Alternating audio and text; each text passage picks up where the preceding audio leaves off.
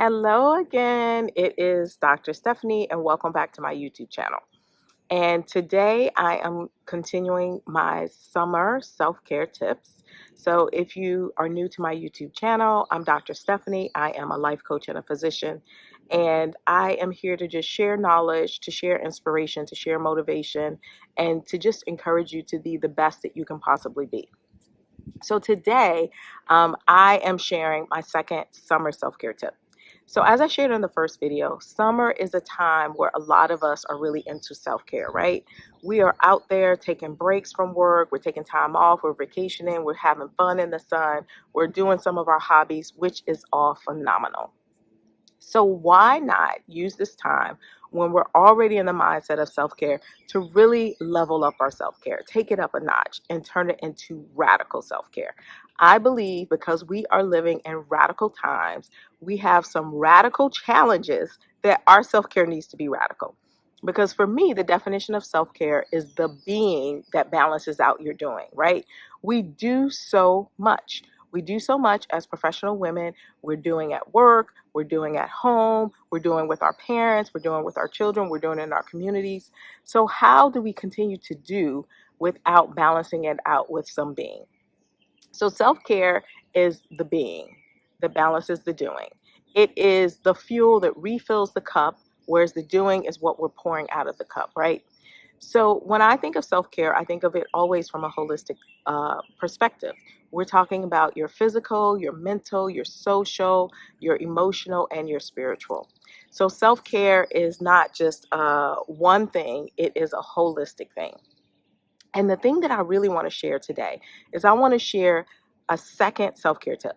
If you're interested in hearing what the first one was, the first one was about self-love, and you can go back to my previous video and you'll be able to hear about the first self-care tip.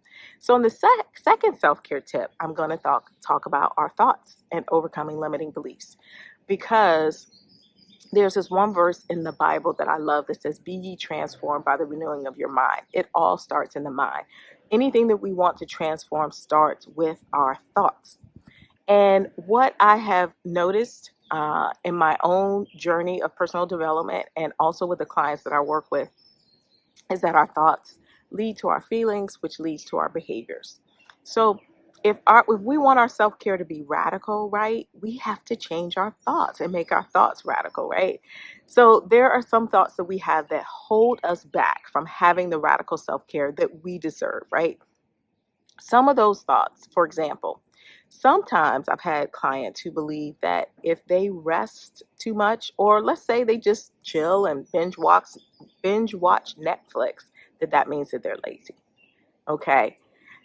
Because we are constantly doing, we have to balance that with being. And sometimes that being looks like being a vegetable on the couch watching Netflix. And that's perfectly fine. That does not make you lazy. You've already done for 16 hours a day. And now you're going to spend 2 hours of the day just being and watching television. Does that really make you lazy? 16 hours of work, 2 hours of rest? That does not make you lazy.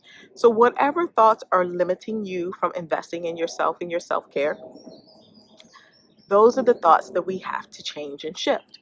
So what's a new thought that we can have instead of, "I'm lazy if I sit around watching television"? How about, "When I have done all that I can do and my tank is empty, I choose to refuel it by catching up on my favorite show"? Now, when you think that thought, "My tank is empty and I choose to refuel it by catching up on my favorite shows," how does that make you feel? It probably makes you feel like, yeah, I deserve to be able to watch my Netflix shows and I'm doing something positive for myself. Whereas the thought of, "I'm being lazy because I'm just sitting around binging on Netflix," probably makes you feel defeated and unempowered and guilty and bad. And those thoughts don't lead to anything positive. They definitely don't lead to us investing in our self-care. So taking those limiting beliefs and turning them into empowering beliefs is one way that we can really invest in our self-care. So let's use this summer where we're already interested in doing things for ourselves to really get our self-care to that next level, to get to radical self-care by doing some of the deeper work, right? Not just the superficial things, which are great, Getting our nails done, getting our toes done, getting our hair done, all of that is wonderful and needed. But the deeper stuff is what's really going to keep us from the summer into the fall, into the winter, into all of the seasons with our radical self care, because we need it. We have to be equipped for everything that's coming our way, and we don't know what all of those things are. So, investing in our self care now in the summertime, when it's fun, when we're free, is going to pay off all year round. So, that's the second one. So, the second tip is getting rid of those limiting beliefs and turning them into empowering beliefs so that we can take care of ourselves in whatever way we need, whether that's getting more rest, whether that's getting more movement, whether that's eating healthier, whether that's just sitting around binging on Netflix because that's what we want to do, whether that's having a conversation or an impromptu tea with a girlfriend. Whatever those things are that allow us to be. Singing is an awesome form of self-care. I bet you didn't know that. It raises your endorphins and is much better than a lot of other things that you can do.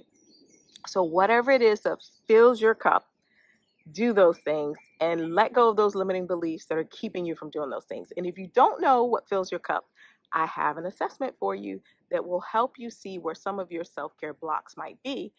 And I have a course to help you work through them if you need that.